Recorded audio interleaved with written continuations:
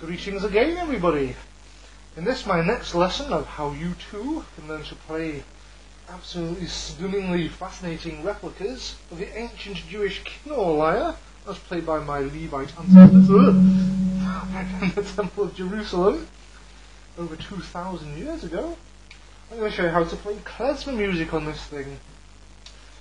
Klezmer music, and I think it's a Yiddish word. It means, vessels of song, and it was the traditional name given to the Jewish musicians of Eastern Europe. Anyway, this music sounds absolutely stunning when played for the first time in 3,000 or so years on this thing.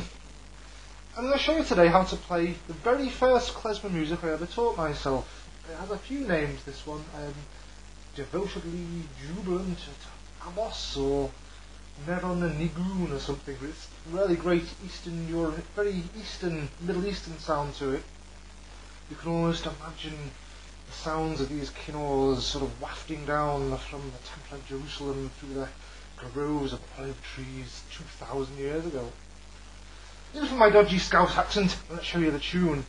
The kinnor is tuned to the Ahava Rava mode. How can I describe this? Let's just go through the tuning of the 10 strings. I can never say this word. Ahava Rava mode. This is the mode that most of the klezmer melodies we know today are in. It goes way back to biblical times. Right, the 10 tunes. Start again. The 10 strings of the kinnor are tuned D at the bottom. The tonic note is E, F natural, G sharp, A, B, C, D, E the tonic at the top, and F natural. And I just love doing this.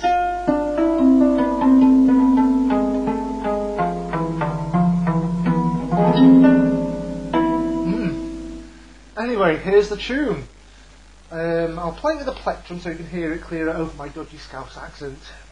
You start off with your E, then you go to F, E, G, E, and coming up like a chord of E major if you like, you have E, G sharp, B, E at the top, back to B, C, B, A, G sharp, F, and it sort of repeats E, E, F, E, D, E, G sharp, A, B, A, G sharp, F, another one, and 2 E's. That repeats note for note the same. I'll just take you through the tune again.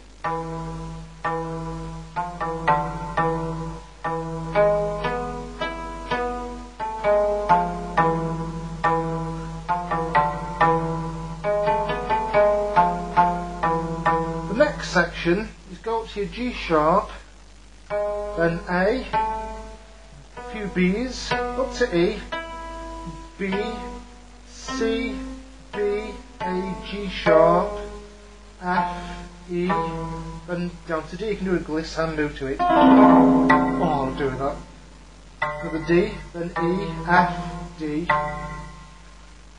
Then you go back to your G sharp, A, B, B, E, B, C, B, A, G sharp, F, then G sharp, A, B, A, G sharp, F, F, E, D. That repeats exactly the same.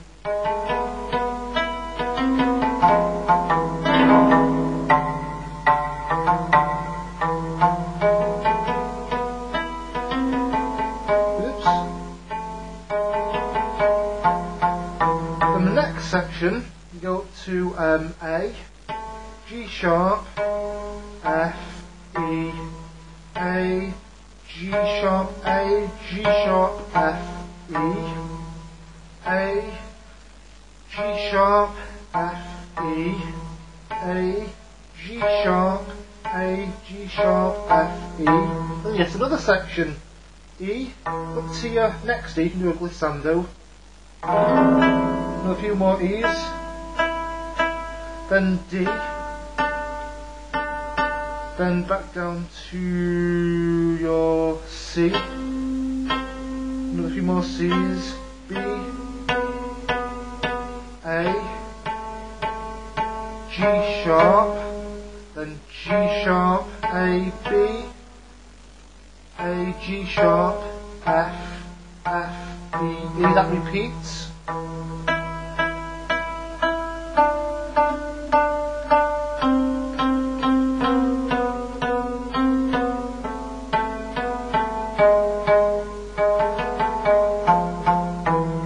Show you how you can play some chords to accompany that.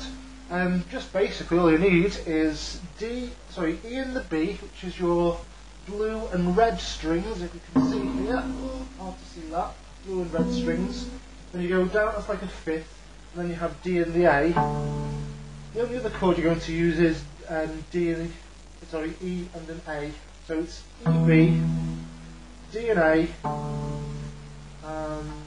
D and A, yes, D and A, then E and A.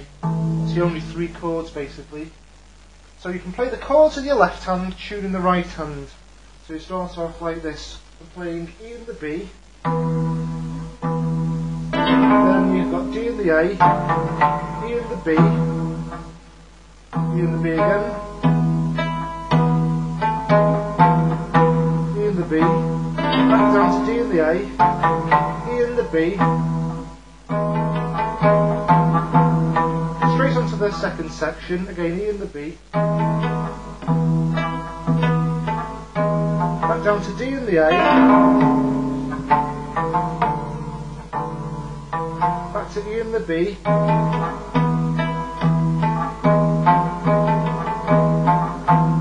in the middle section again E and the B,